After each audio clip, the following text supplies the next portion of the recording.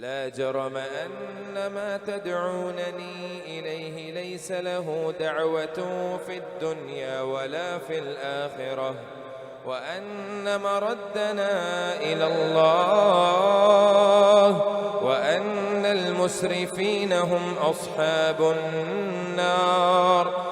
فستذكرون ما أقول لكم وأفوض أمري إلى الله، إن الله بصير بالعباد. فوقاه الله سيئات ما مكروا، وحاق بآل فرعون سوء العذاب. النار يعرضون عليها غدوا وعشيا، ويوم تقوم الساعة أدخلوا آل فرعون أشد العذاب. وإذ يتحاجون في النار فيقول الضعفاء للذين استكبروا إنا كنا لكم تبعا فهل أنتم مغنون عنا نصيبا من النار؟ قال الذين استكبروا إنا كل فيها إن الله قد حكم بين العباد. وقال الذين في النار لخزنة جهنم ادعوا ربكم يخفف عنا يوما من العذاب. قالوا أولم تك تأتيكم رسلكم بالبينات؟ قالوا بلى. قالوا فادعوا وما دعاء الكافرين إلا في ضلال. إنا لننصر رسلنا والذين آمنوا في الحياة الدنيا ويوم يقوم الأشهاد، يوم لا ينفع الظالمين معذرتهم ولهم اللعنة ولهم سوء الدار. ولقد آتينا موسى الهدى وأورثنا بني إسرائيل الكتاب هدى وذكرى لأولي الألباب. فاصبر إن وعد الله حق واستغفر لذنبك وسبح بحمد ربك بالعشي والإبكار. إن الذين يجادلون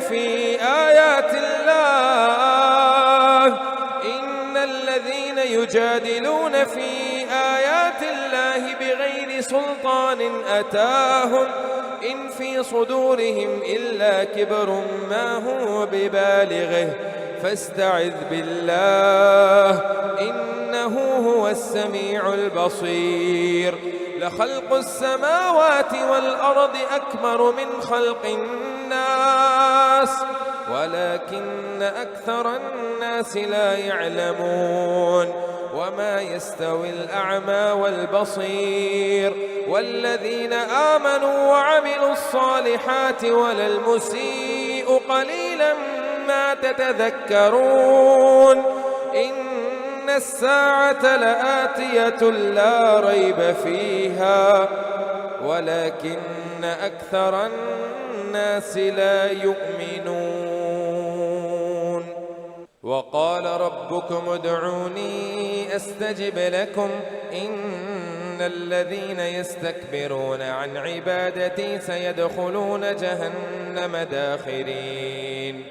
الله الذي جعل لكم الليل لتسكنوا فيه والنهار مبصرا إن الله لذو فضل على الناس ولكن أكثر الناس لا يشكرون. ذلكم الله ربكم خالق كل شيء لا إله إلا هو فأنى تؤفكون. كذلك يؤفك الذين كانوا بآيات الله يجحدون. الله الذي جعل لكم الأرض قرارا والسماء بناء وصوركم فأحسن صوركم ورزقكم من الطيبات ذلكم الله ربكم فتبارك الله رب العالمين. هو الحي لا إله إلا هو فادعوه مخلصين له الدين. الحمد لله رب العالمين. قل إني نهيت أن أعبد الذين تدعون من دون الله لما جاءني البينات من ربي وأمرت أن أسلم لرب العالمين. هو الذي خلقكم من تراب ثم من نطفة ثم من علقة ثم يخرجكم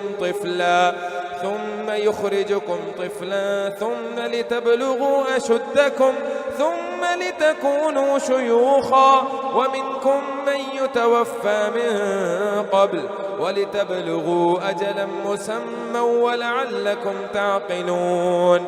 هو الذي يحيي ويميت فإذا قضى أمرا فإنما يقول له كن فيكون. ألم تر إلى الذين يجادلون في آيات الله أنى يصرفون الذين كذبوا بالكتاب وبما أرسلنا به رسلنا فسوف يعلمون. إذ الأغلال في أعناقهم والسلاسل يسحبون في الحميم ثم في النار يسجرون. ثم قيل لهم أين ما كنتم تشركون من دون الله قالوا ضلوا عنا بل لم نكن ندعو من قبل شيئا كذلك يضل الله الكافرين. ذلكم بما كنتم تفرحون في الأرض بغير الحق وبما كنتم تمرحون. ادخلوا أبواب جهنم خالدين فيها فبئس مثوى المتكبرين. فاصبر إن وعد الله حق فإما نرينك بعض الذي نعدهم أو نتوفينك فإلينا يرجعون.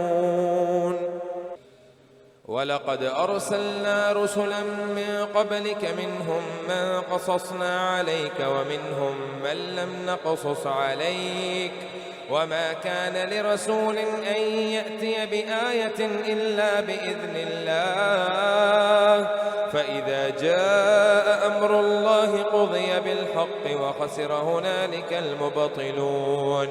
الله الذي جعل لكم الأنعام لتركبوا منها ومنها تأكلون ولكم فيها منافع ولتبلغوا عليها حاجة في صدوركم وعليها وعلى الفلك تحملون ويريكم آياته فأي آيات الله توقرون.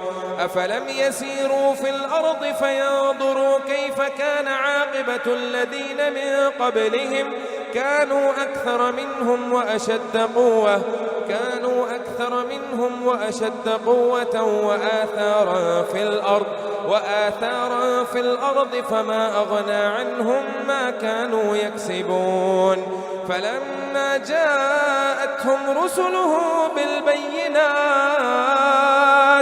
فرحوا بما عندهم من العلم وحاق بهم ما كانوا به يستهزئون. فلما رأوا بأسنا قالوا آمنا بالله وحده وكفرنا بما كنا به مشركين. فلم يك ينفعهم إيمانهم لما رأوا بأسنا سنة الله التي قد خلت في عباده وخسر هنالك الكافرون. حميم تنزيل من الرحمن الرحيم. كتاب فصلت آياته قرآنا عربيا لقوم يعلمون بشيرا ونذيرا فأعرض أكثرهم فهم لا يسمعون. وقالوا قلوبنا في أكنة مما تدعونا إليه وفي آذاننا وقر ومن بيننا وبينك حجاب فاعمل إننا عاملون قل إنما أنا بشر مثلكم يوحى إلي أنما إلهكم إله واحد فاستقيموا إليه واستغفروه وويل للمشركين الذين لا يؤتون الزكاة وهم بالآخرة هم كافرون إن الذين آمنوا وعملوا الصالحات لهم أجر غير ممنون قل أئنكم لتكفرون بالذي خلق الأرض في يومين وتجعلون له أندادا ذلك رب العالمين وجعل فيها رواسي من فوقها وبارك فيها وقدر فيها أقواتها في 4 أيام سواء للسائلين ثم استوى إلى السماء وهي دخان فقال لها وللأرض ائتيا طوعا أو كرها قالتا أتينا طائعين فقضاهن 7 سماوات في يومين وأوحى في كل سماء أمرها وزينا السماء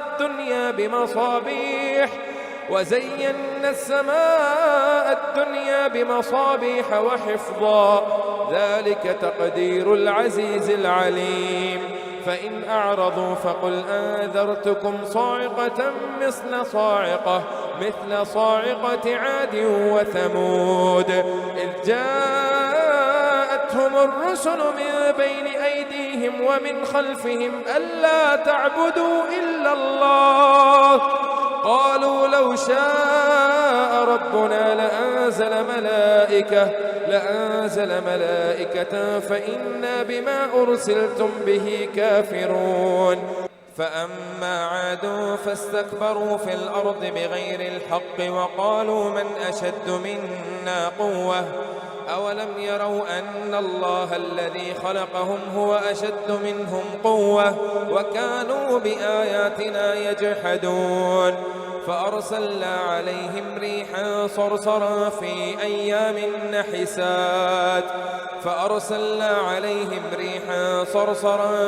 أيام نحسات لنذيقهم عذاب الخزي في الحياة الدنيا ولعذاب الآخرة أخزى وهم لا ينصرون وأما ثمود فهديناهم فاستحبوا العمى على الهدى فأخذتهم صاعقة العذاب الهون بما كانوا يكسبون ونجينا الذين آمنوا وكانوا يتقون ويوم يحشر أعداء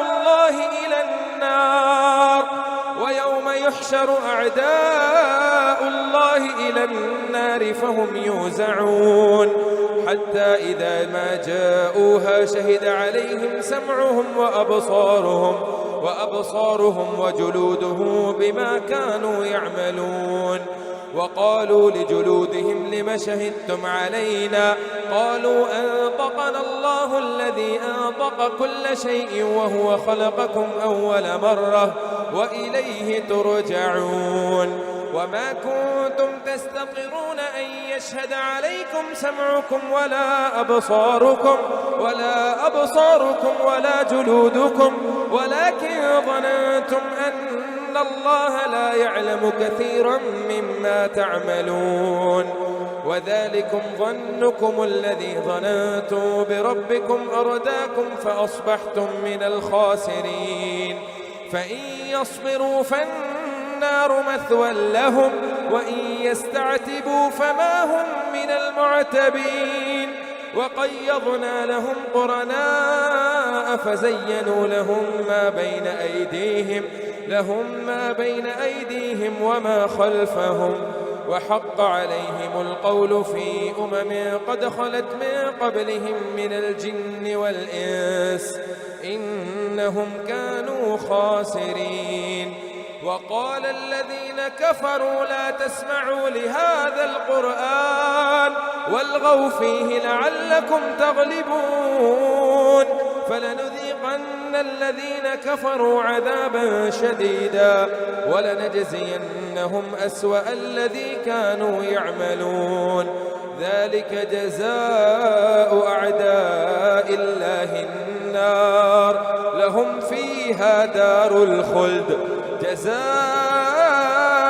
بما كانوا بآياتنا يجحدون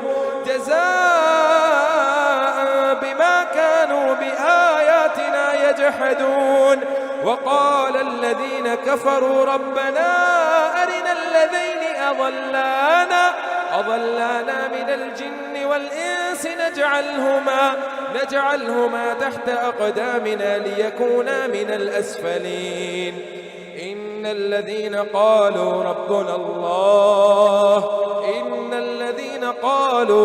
الله ثم استقاموا تتنزل عليهم الملائكة ألا تخافوا ولا تحزنوا وأبشروا بالجنة التي كنتم توعدون نحن أولياؤكم في الحياة الدنيا وفي الآخرة ولكم فيها ما تشتهي أنفسكم ولكم فيها ما تدعون نزلا من غفور رحيم ومن أحسن قولا ممن دعا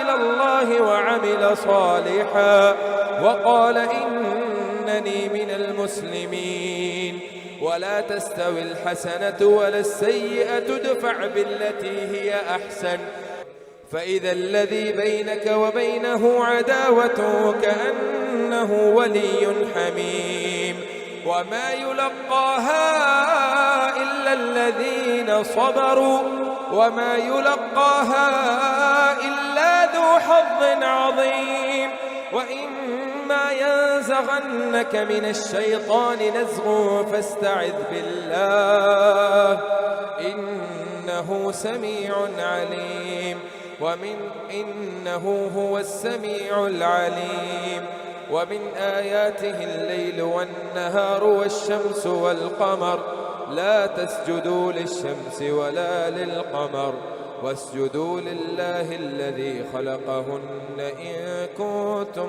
إياه تعبدون ومن آياته الليل والنهار والشمس والقمر لا تسجدوا للشمس ولا للقمر واسجدوا لله الذي خلقهن إن كنتم إياه تعبدون فإن استكبروا فالذين عند ربك يسبحون له بالليل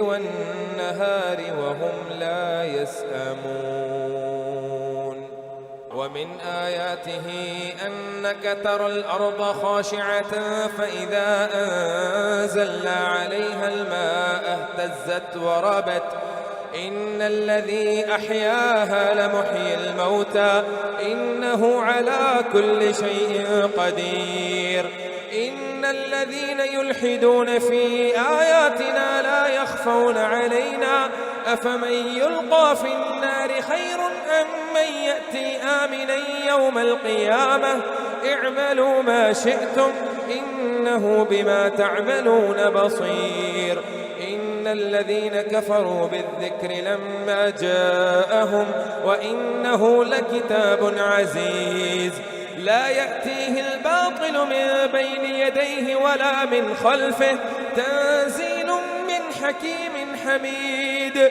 ما يقال لك إلا ما قد قيل للرسل من قبلك إن ربك لذو مغفرة وذو عقاب أليم ولو جعلناه قرآنا أعجميا لقالوا لولا فصلت آياته أأعجمي وعربي قل هو للذين آمنوا هدى وشفاء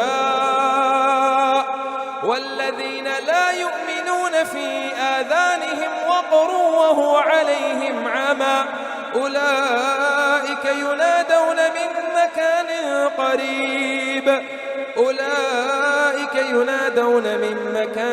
بعيد ولقد آتينا موسى الكتاب فاختلف فيه ولولا كلمة سبقت من ربك لقضي بينهم وإنهم لفي شك منه مريب من عمل صالحا فلنفسه ومن أساء فعليها وما ربك بظلام للعبيد إليه يرد علم الساعة وما تخرج من ثمرات من أكمامها وما تحمل من أنثى ولا تضع إلا بعلمه ويوم يناديهم أين شركائي قالوا آذناك ما منا من شهيد وضل عنهم ما كانوا يدعون من قبل وظنوا ما لهم من محيص لا يسأم الإنسان من دعاء الخير وإن مسه الشر فيئوس قنوط ولئن أذقناه رحمة منا من بعد ضراء مسته ليقولن هذا لي وما أظن الساعة قائمة ولئن رجعت إلى ربي إن لي عنده للحسنى فلننبئن الذين كفروا بما عملوا ولنذيقنهم من عذاب غليظ وإذا أنعمنا على الإنسان أعرض ونأى بجانبه وإذا مسه الشر فذو دعاء عريض قل أرأيتم إن كان من عند الله ثم كفرتم به من أضل ممن هو في شقاق بعيد سنريهم آياتنا في الآفاق وفي أنفسهم حتى يتبين لهم أنه الحق أولم يكف بربك أنه على كل شيء شهيد ألا إنهم في مرية من لقاء ربهم ألا إنه بكل شيء محيط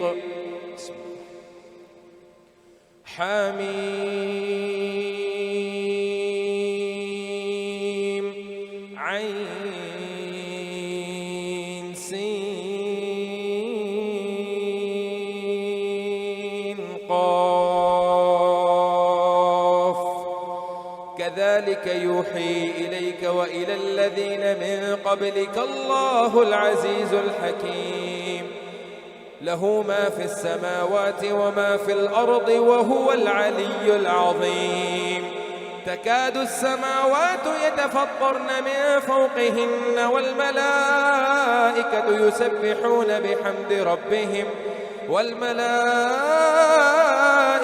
يسبحون بحمد ربهم ويستغفرون لمن في الأرض ألا إن الله هو الغفور الرحيم والذين اتخذوا من دونه أولياء الله حفيظ عليهم وما أنت عليهم بوكيل وكذلك أوحينا إليك قرآنا عربيا لتنذر أم القرى ومن حولها وتنذر يوم الجمع لا ريب فيه فريق في الجنة وفريق في السعير ولو شاء الله لجعلهم أمة واحدة ولكن يدخل من يشاء في رحمته والظالمون ما لهم من ولي ولا نصير أم اتخذوا من دونه أولياء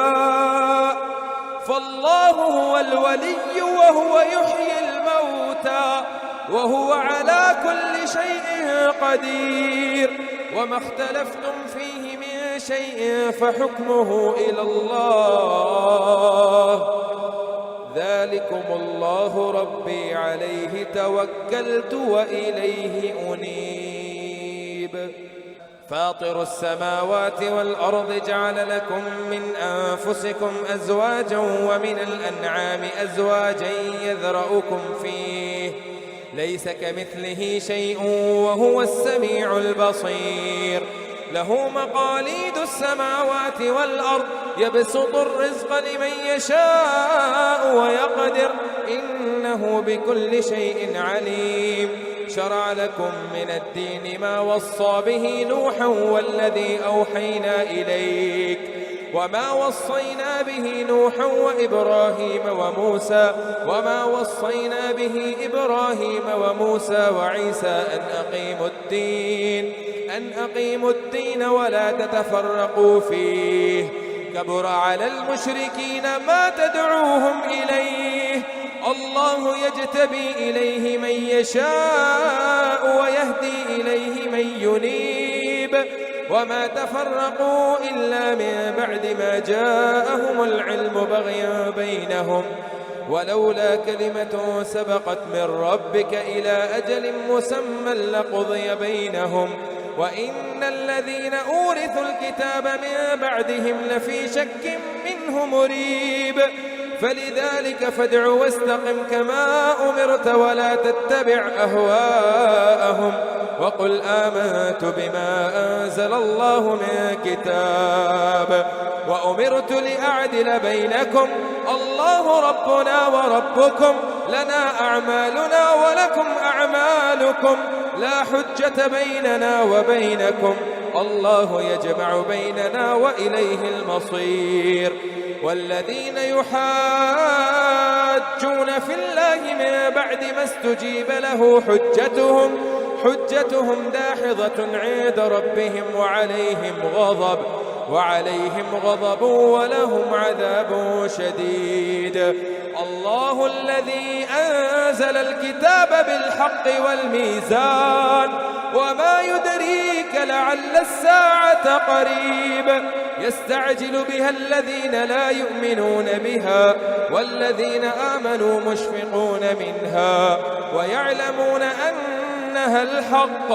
ألا إن الذين يمارون في الساعة لفي ضلال بعيد.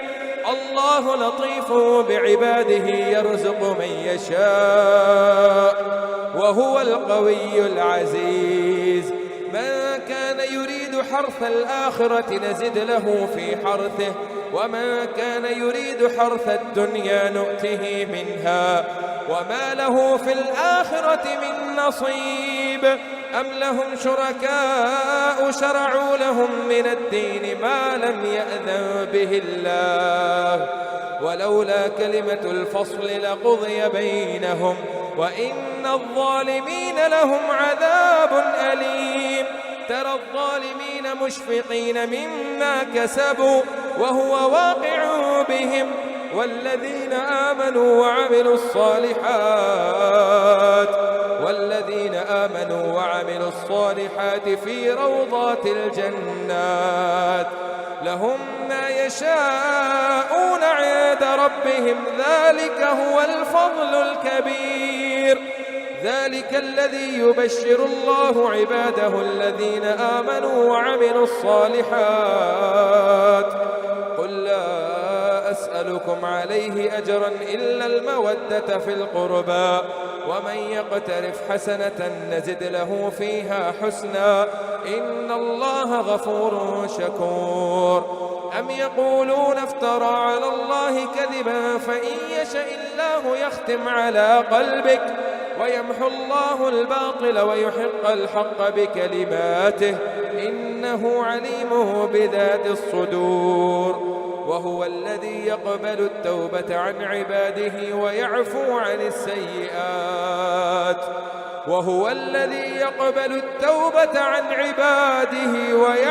عن السيئات ويعلم ما تفعلون ويستجيب الذين آمنوا وعملوا الصالحات ويزيدهم من فضله والكافرون لهم عذاب شديد.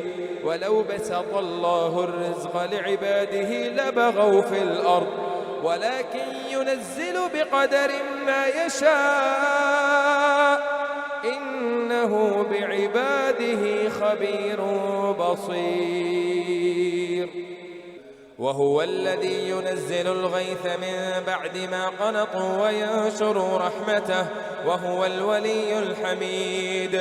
ومن آياته خلق السماوات والأرض وما بث فيهما من دابة وهو على جمعهم إذا يشاء قدير. وما أصابكم من مصيبة فبما كسبت أيديكم ويعفو عن كثير. وما أنتم بمعجزين في الأرض وما لكم من دون الله من ولي ولا نصير.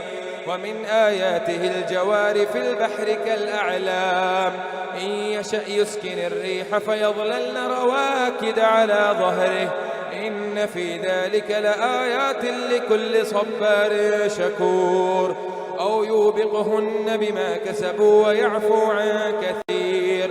ويعلم الذين يجادلون في آياتنا ما لهم من محيص. فما أوتيتم من شيء فمتاع الحياة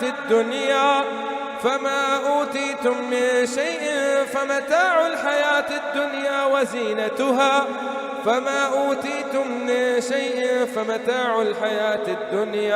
وما عند الله خير وأبقى للذين آمنوا وعلى ربهم يتوكلون. والذين يجتنبون كبائر الإثم والفواحش وإذا ما غضبوا هم يغفرون.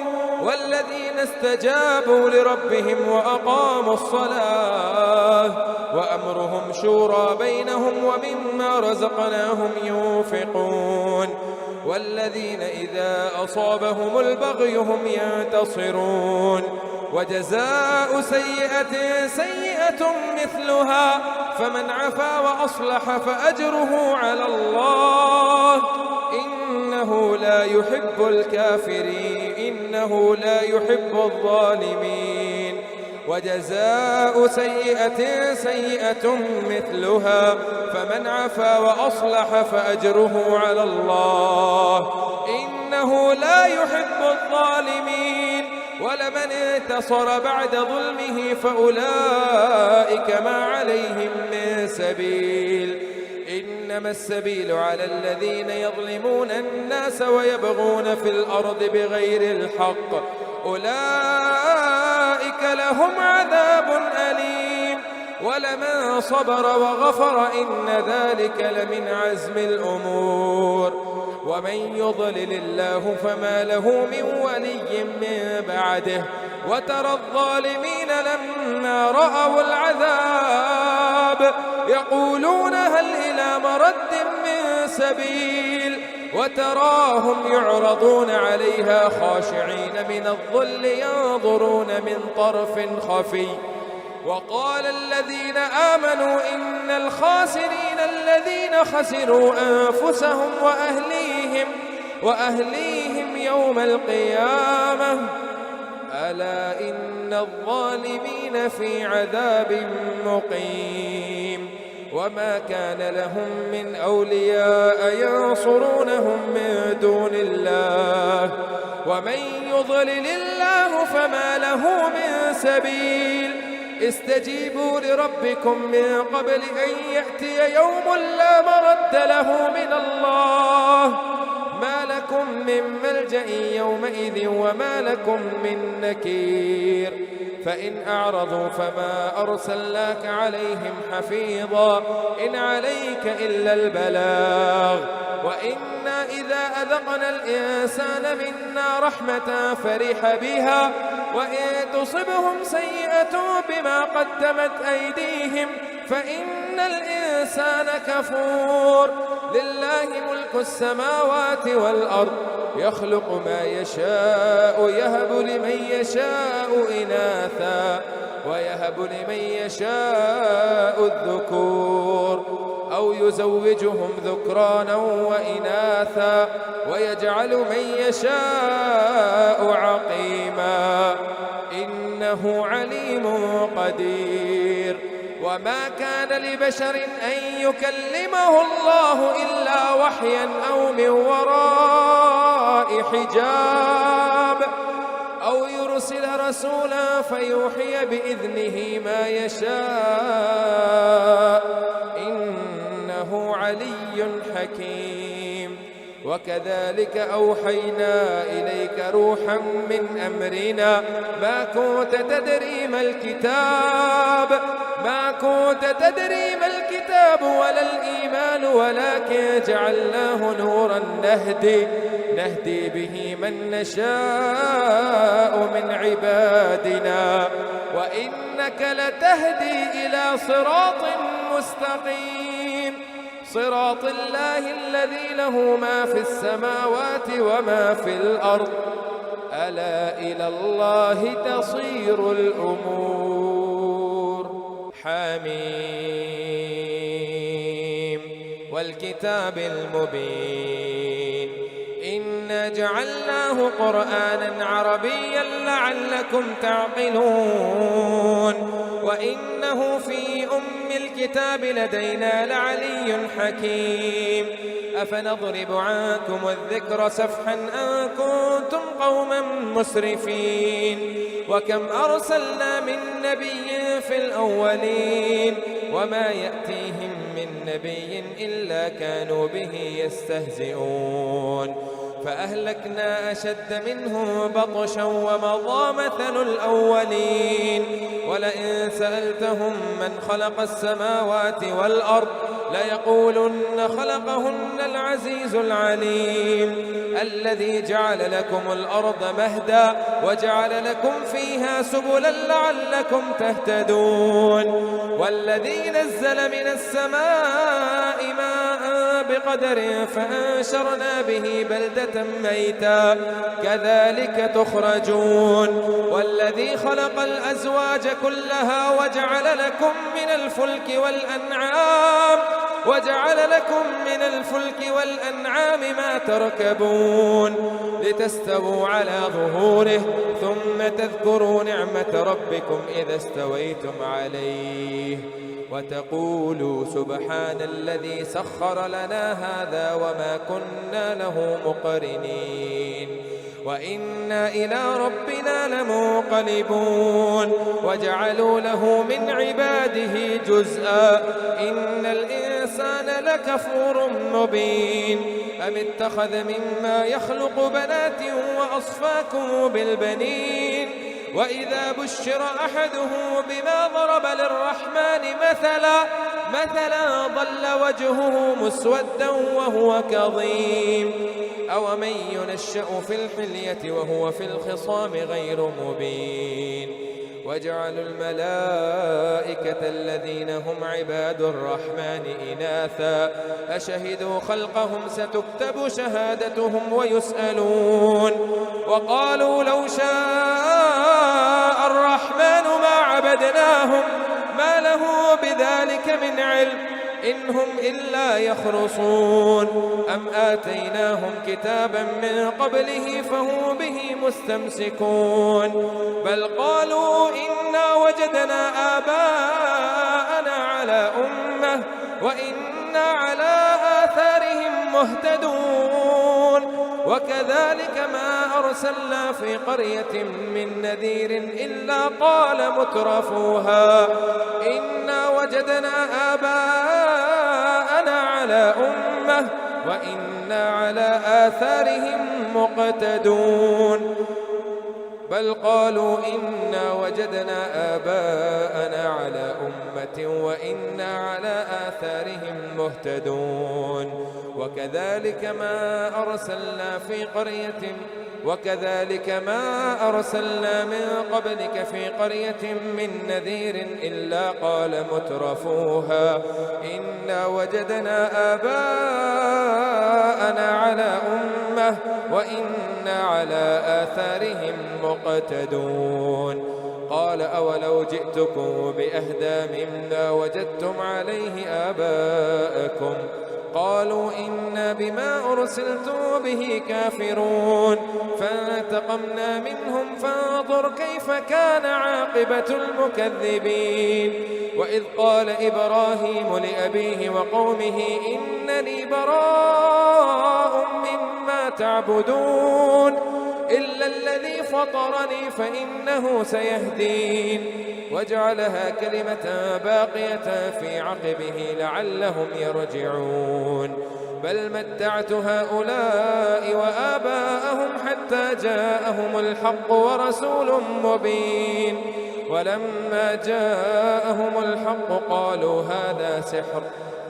هذا سحر وإنا به كافرون وقالوا لولا نزل هذا القرآن على رجل من القريتين عظيم أهم يقسمون رحمة ربك نحن قسمنا بينهم معيشتهم في الحياة الدنيا ورفعنا بعضهم فوق بعض درجات ليتخذ بعضه بعضا سخريا ورحمة ربك خير مما يجمعون ولولا أن يكون الناس أمة واحدة لجعلنا لمن يكفر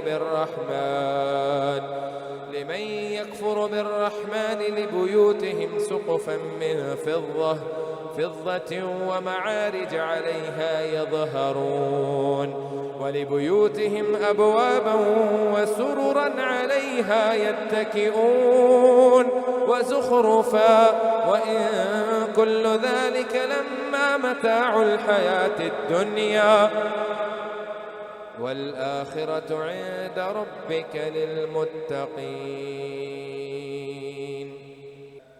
ومن يعش عن ذكر الرحمن نقيض له شيطانا فهو له قرين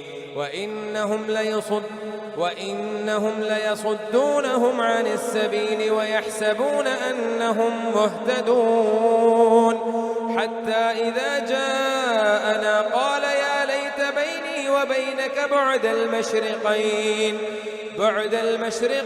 فبئس القرين ولن ينفعكم اليوم إذ ظلمتم أنكم في العذاب مشتركون أفأنت تسمع الصم أو تهدي العمي ومن كان في ضلال مبين فإما نذهبن بك فإنا منهم منتقمون أو نرينك الذي وعدناهم فإنا عليهم مقتدرون فاستمسك بالذي أوحي إليك إنك على صراط مستقيم وإنه لذكر لك ولقومك وسوف تسألون واسأل من أرسلنا من قبلك من رسلنا أجعلنا من دون الرحمن آلهة يعبدون ولقد أرسلنا موسى بآياتنا إلى فرعون وملئه فقال إني رسول رب العالمين فلما جاءه بآياتنا إذا هم منها يضحكون وما نريهم من آية إلا هي أكبر من أختها وأخذناه بالعذاب لعلهم يرجعون وقالوا يا أيها الساحر ادع لنا ربك بما عهد عندك إننا لمهتدون فلما كشفنا عنهم العذاب إذا هم ينكثون ونادى فرعون في قومه قال يا قوم أليس لي ملك مصر وهذه الأنهار تجري من تحتي أفلا تبصرون أم أنا خير من هذا الذي هو مهين ولا يكاد يبين فلولا ألقي عليه أسورة من ذهب أو جاء معه الملائكة مقترنين فاستخف قومه فأطاعوه إنهم كانوا قوما فاسقين فلما آسفونا انتقمنا منهم فأغرقناهم أجمعين فجعلناهم سلفا ومثلا للآخرين. ولما ضرب ابن مريم مثلا إذا قومك منه يصدون وقالوا أآلهتنا خير أم هو ما ضربوه لك إلا جدلا بل هم قوم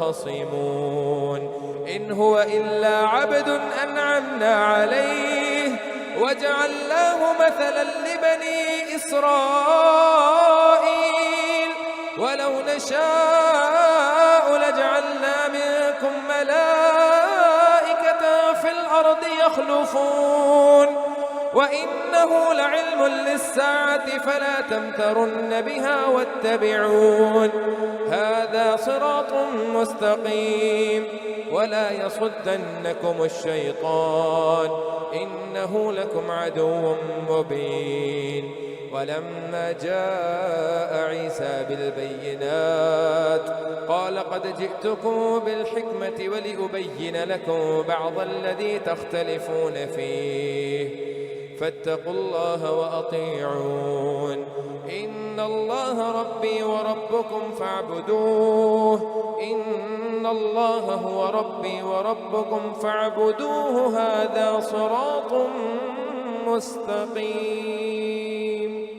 فاختلف الأحزاب من بينهم فويل للذين كفروا من عذاب يوم أليم هل ينظرون إلا الساعة فاختلف الأحزاب من بينهم فويل للذين ظلموا من عذاب يوم أليم هل ينظرون إلا الساعة أن تأتيهم بغتة وهم لا يشعرون الأخلاء يومئذ بعضهم لبعض عدو إلا المتقين يا عباد لا خوف عليكم اليوم ولا أنتم تحزنون الذين آمنوا بآياتنا وكانوا مسلمين ادخلوا الجنة أنتم وأزواجكم تحبرون يطاف عليهم بسحاف من ذهب وأكواب وفيها ما تشتهيه الأنفس وتلذ الأعين وأنتم فيها خالدون وتلك الجنة التي أورثتموها بما كنتم تعملون لكم فيها فاكهة كثيرة منها تأكلون إن المجرمين في عذاب جهنم خالدون لا يفتر عنهم وهم فيه مبلسون وما ظلمناهم ولكن كانوا هم الظالمين ونادوا يا مالك ليقض علينا ربك قال إنكم ماكثون لقد جئناكم بالحق ولكن أكثركم للحق كارهون أم أبرموا أمرا فإنا مبرمون أم يحسبون أنا لا نسمع سرهم ونجواهم بلى ورسلنا لديهم يكتبون قل إن كان للرحمن ولد فأنا أول العابدين سبحان رب السماوات والأرض رب العرش عما يصفون فذرهم يخوضوا ويلعبوا حتى يلاقوا يومهم الذي يوعدون وهو الذي في السماء إله وفي الأرض إله وهو الحكيم العليم وتبارك الذي له ملك السماوات والأرض وما بينهما وعنده علم الساعة وإليه ترجعون ولا يملك الذين يدعون من دونه الشفاعة إلا من شهد بالحق وهم يعلمون ولئن سألتهم من خلقهم ليقولن الله فأنى يؤفكون وقيله يا رب إن هؤلاء قوم لا يؤمنون فاصفح عنهم وقل سلام فسوف يعلمون.